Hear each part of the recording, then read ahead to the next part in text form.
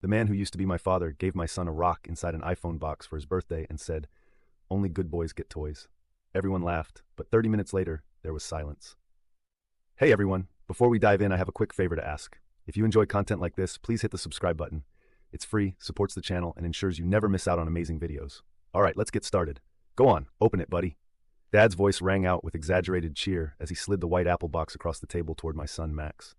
The whole living room fell quiet, eyes locked on the box like it held something magical. Max was beaming, his chubby fingers trembling slightly as he peeled back the wrapping paper. "Is it really an iPhone?" he whispered, his 9-year-old voice tight with awe. "Open it and see," Dad said, smirking at me over his coffee mug. I should have known. I should have known. Max lifted the lid, his smile froze. Inside the pristine white iPhone box was a jagged rock. Just a rock. A stupid, dirty rock that looked like it had been yanked from the edge of someone's driveway. Max blinked at it, clearly confused. "Is this a joke?" Dad leaned back in his chair, laughing loud enough to fill the room. "Well," he said, taking a sip of coffee like a man who just nailed the punchline of a great joke, "only good boys get toys. Isn't that right, Max?" There was a beat of stunned silence. Then the room erupted with laughter. My sister cackled so hard she had to dab her eyes with a napkin. My brother-in-law snorted into his drink. Even my own mother shook her head and chuckled. I didn't laugh. Max didn't either. He was still staring at the rock, and slowly I saw it register. The heat in his cheeks, the way his shoulders sank. He shoved the box away, not saying a word, just bit his lip and looked at me. I recognized the look in his eyes. It was the same one I used to wear when I was his age, the same look I wore when Dad used to do this exact same thing to me. "Oh, come on."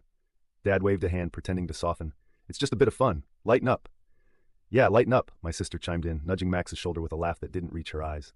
"It's not like it's your real present." My jaw clenched, because I knew there wasn't a real present. This was it. The grand gesture. A rock in an iPhone box and a punchline at a kid's expense. "Wow," I said quietly. "You really outdid yourself this time." Dad shrugged like this was all perfectly normal. "Maybe next year he'll learn some respect. Then we'll see about the iPhone, huh?" That was it. That was the moment something shifted in me. I glanced at Max again, his head down, eyes wet but refusing to cry, and I felt something boiling low in my chest. Something that had been building for years. No more. I looked around the room at my smug father, at the relatives giggling behind their wine glasses, at the people who watched a kid get humiliated and thought it was entertainment. They didn't know what was coming, but they would. Oh, they definitely would. And 30 minutes later, they weren't laughing anymore. I wish I could say this was new, that my father humiliating a child, my child, was some strange anomaly. But no, this was vintage Dad. Same routine, different generation. You see, growing up, he never hit me. No, he was far too proud for that. His abuse wore a suit and tie. It came with sarcasm dressed up as fatherly wisdom, shame wrapped in tradition, and love that always came with a price tag. "You're not like your brother," he'd say when I brought home a B instead of an A. "He's sharp. You try. That counts for something." I spent years trying to earn his approval. Got a scholarship, took on 3 jobs, built a company from scratch, and still, he called me lucky instead of smart, decent instead of driven. Every Christmas, every birthday, every family gathering was a chance for him to remind me that no matter what I achieved, I was still the disappointment of the family. And when I had Max, that should have changed things. It didn't. My dad barely acknowledged him, never remembered his birthday, never asked how he was doing in school. And when he did speak to him, it was always some backhanded remark. "Don't you think it's time to toughen him up?" He said once when Max cried over a scraped knee, "You cuddle him too much." Cuddle? I was raising my son not to become him, and that was apparently a crime. So when he handed Max a rock in an iPhone box and laughed in his face, something inside me snapped. "You know," I said, standing up slowly, "it's funny because you've spent your whole life convincing people you're the strong one, the patriarch, the backbone of this family. But really, all you've ever been is a coward in a cardigan." The laughter stopped. My mom's eyes widened. My sister choked on her wine. Dad leaned back in his chair, squinting at me like I was a child throwing a tantrum. "Watch your mouth." "No, you watch yours," I said, stepping forward. "You just humiliated my son in front of the entire family. And for what? A laugh. A little moment of control to feel like a man again." I was joking. "For God's sake." "You weren't joking. You were performing like always. You do this every time. You find someone weaker, someone younger, someone who trusts you, and you crush them with a smile on your face." Max was still quiet, his little hand gripping the side of his chair. I looked at him, then turned back to the room. "You all saw it. Every single one of you, and you laughed." Silence. I smiled, but there was nothing kind in it. "You want to know what's really funny? I actually brought him an iPhone. The real one. It's in the car. I wanted Dad to have his moment, so I waited." Gasps rippled through the room. "That's right. I was going to let him hand it over. Thought maybe, just maybe, he'd finally act like a grandfather." I turned to my sister. "But you laughed, Emily. You laughed like it was a comedy show. You, the therapist, you should know better." My brother-in-law shifted uncomfortably. He always stayed out of things, neutral like Switzerland. But tonight, the air was too thick even for him. My mom tried to cut in. "Can we not do this now? It's Max's birthday. Exactly, I snapped, and you all ruined it. I walked out, not even grabbing my coat. Just headed to the car, pulled out the actual iPhone box, and walked back in. I handed it to Max. This is for you, from me, because you are a good boy, and don't let anyone tell you otherwise. He blinked up at me. Thanks, Dad. His voice cracked on the last word, and I nearly broke right there. Then I turned to the room. You had your show. Now it's my turn. I pulled out the envelope from my back pocket and dropped it on the table. What's this? Dad asked, eyeing it like it was a bomb. It's the updated power of attorney paperwork. You're not on it anymore. What are you talking about? I'm talking about the house you co-signed on but haven't paid a cent toward. The accounts you've been helping manage for Max's college fund. It's done. All of it. You can't just... I can. And I did. My sister's husband looked at her, confused. Wait, what accounts? Her face turned pale. I saw the flicker of panic bloom behind her eyes. Yeah, I said. Maybe someone should have told you. Guess who's been dipping into the family trust behind your back? Be quiet, Emily hissed. No, I said, calm and deadly. You be quiet. The room was no longer laughing, and I was just getting started. Dad's hand hovered over the envelope like it was radioactive. His jaw clenched, but he didn't open it because deep down he knew. He always knows when he's caught. You're making a mistake, he said through gritted teeth. This isn't how families solve problems. No, I replied, ice cold. This is how men solve problems when their family treats their child like garbage. I turned to Emily. Let's talk about that emergency withdrawal from Max's college fund. You told the bank you had my authorization. She froze. I needed it for Ellie's therapy. No, you needed it for your Bali yoga retreat. You posted the whole thing on Instagram. Healing my inner child on the beach. Cute caption, paid for by my actual child's education. Her husband shot up from the couch. Wait, you took money from Max's account? She tried to speak, but I didn't give her the chance. Dollar, 2,200 gone. You forged my signature and claimed it was approved. I have the bank report. The teller even remembered you. Said you smiled the whole time. You're overreacting, she barked, voice cracking. It's not like I drained it. You stole from my kid. Don't stand there and act like it was a misunderstanding. Now Mom tried to step in, eyes glistening with manufactured tears. This is getting out of hand. No, Mom. What's out of hand is the fact that Dad has been using Max's social security number to open credit lines since he was 5. The silence was deafening. Even Emily sat down. My mother looked at my father. What is he talking about? I dropped the manila folder on the table. 3 credit cards, all with small limits, all maxed, all opened under Max's name with his SSN and your address. Dad's face went ghost white. You can't prove that. Already did. The bank was very helpful when they realized it was a minor's identity being used. You're going to get a nice letter soon. Might want to clear your schedule. I raised you, he said, low and shaky. And I trusted you, I snapped. But you used my son to protect your pathetic credit score.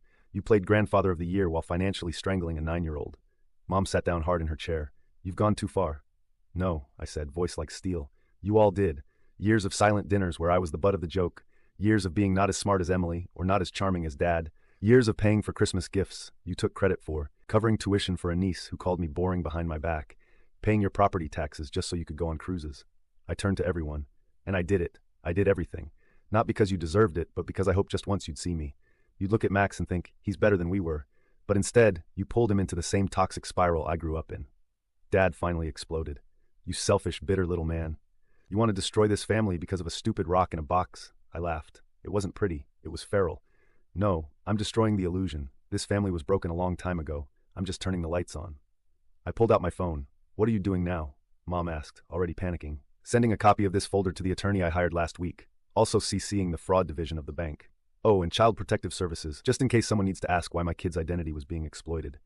Emily shot up again. You're insane. I looked right at her. No, I'm just done. Max stood next to me now, the real iPhone in his hand still unopened. He reached up and took my hand. Can we go, Dad? God, I almost broke. His voice was so calm, so trusting. I nodded. As we walked to the door, Dad's voice rang out, desperate now. If you walk out of here, don't come back.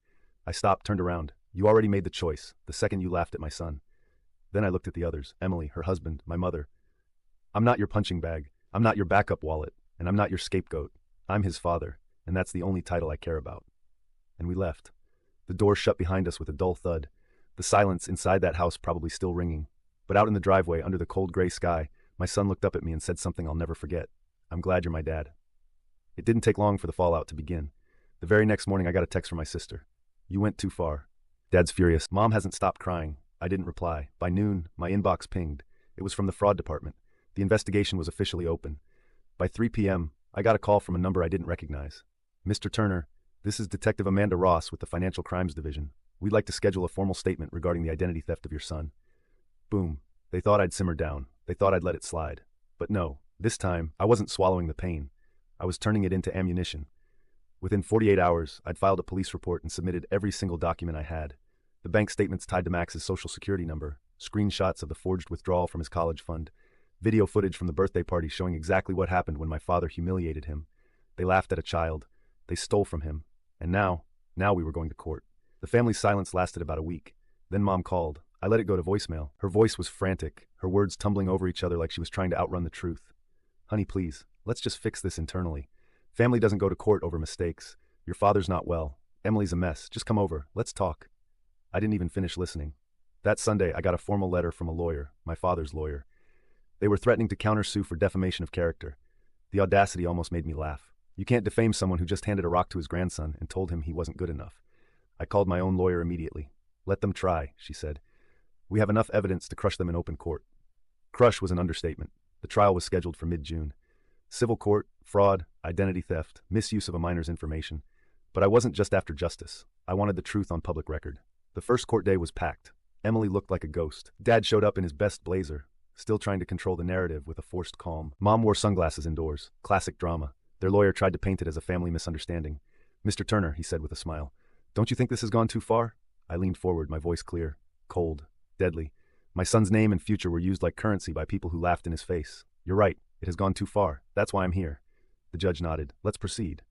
We did, and it was glorious. Day 2, my lawyer presented the financial evidence. Day 3, the banker who handled the forged withdrawal testified. Day 4, surveillance footage showed Emily entering the bank, signing my name, and smiling. She tried to claim I had given verbal permission. I had audio recordings proving otherwise. She folded on the stand, tried to cry. The judge wasn't impressed. And then came Dad's moment. Under oath, they asked, did you open credit cards using your grandson's information? He hesitated. I don't recall.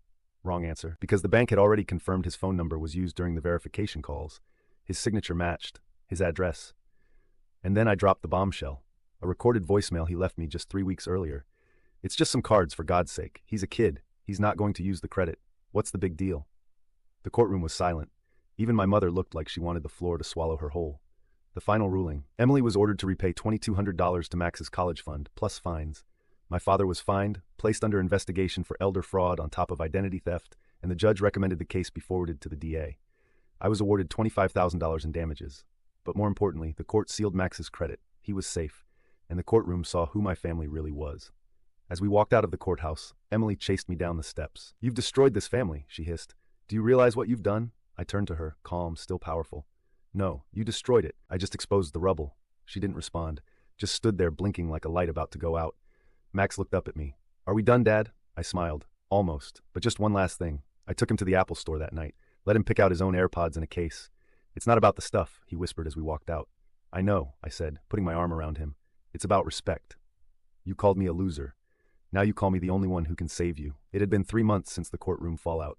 I thought it would be quiet after that, peaceful, a new beginning. I was wrong.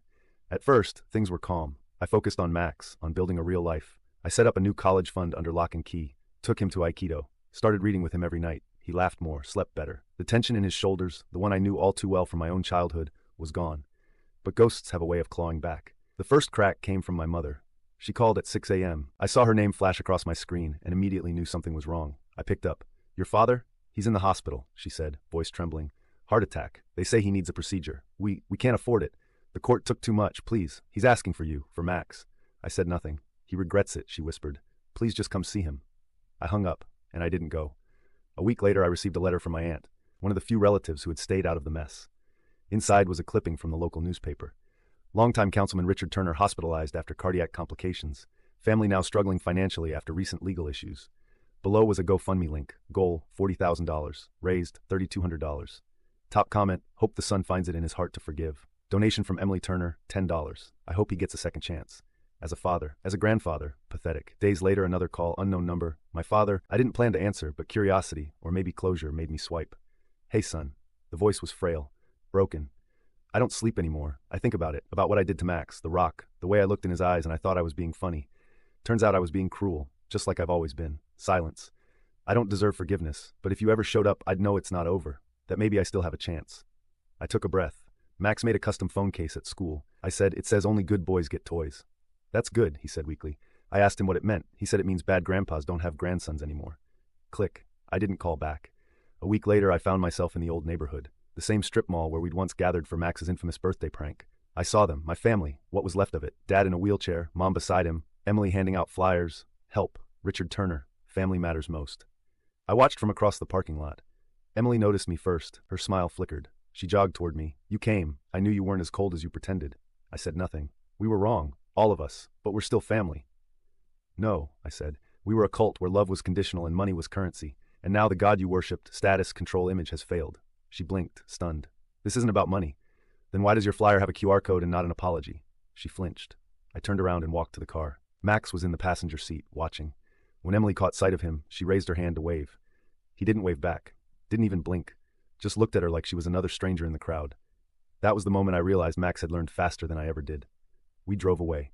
In the rearview mirror, I saw Dad trying to stand, his hand reaching out like he could pull me back in time. But I was already gone. That night, Max and I sat in our tiny living room with popcorn and a movie.